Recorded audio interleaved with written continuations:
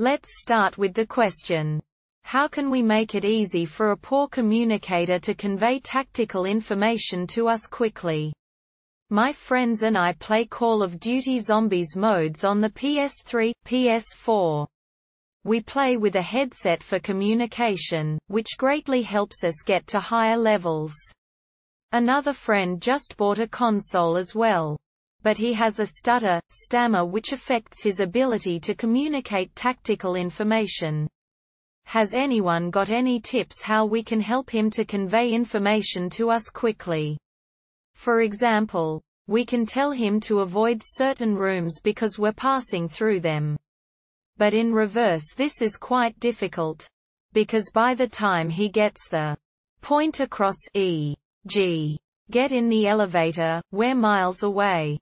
I appreciate this isn't a typical arcade question, but we'd really appreciate some tips. So how can we solve this?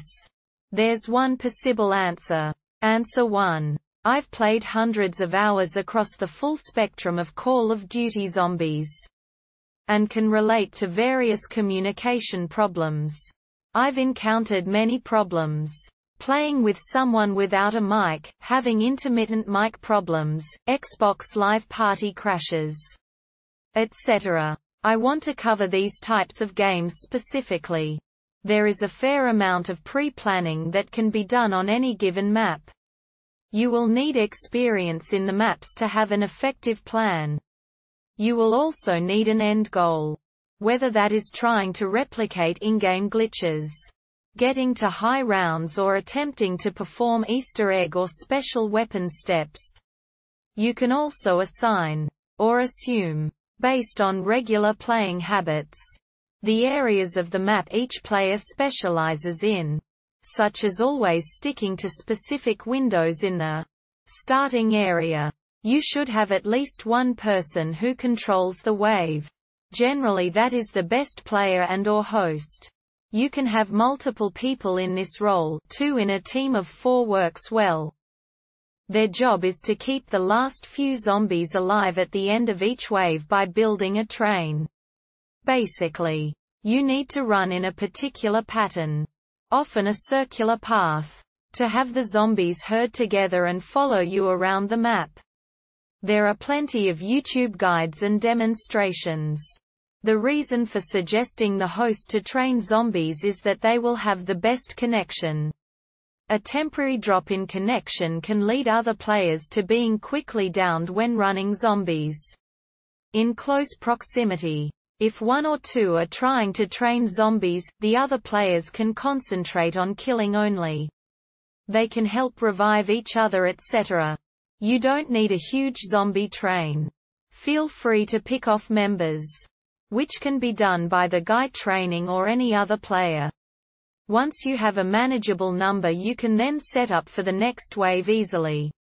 You can use the breaks to communicate, restock, toilet breaks, perform Easter egg steps and so on. You could keep a single zombie alive, but there is a risk that the zombie will die out and start the new wave when everyone is not ready. The rules really depend on the actual Call of Duty game you are playing, as some of the later ones appear to just kill off the last zombies if you take too long, or have received some damage. Note, the guy training zombies can let others babysit the train too. I would imagine that players with communication problems, as well as the weaker players in a group, are better suited to just killing. Allow the better players take on the role of training. Another consideration is that with players dedicated to training zombies, it really spreads out the horde. There will be less of a burden on players who would otherwise struggle.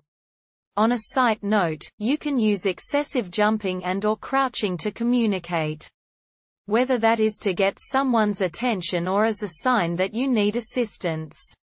I've used this in the past to let the other guys know I am having mic issues or to get them to take over babysitting zombies so I can hit the mystery box. I hope this answer helped, and if it did, please drop a comment and subscribe.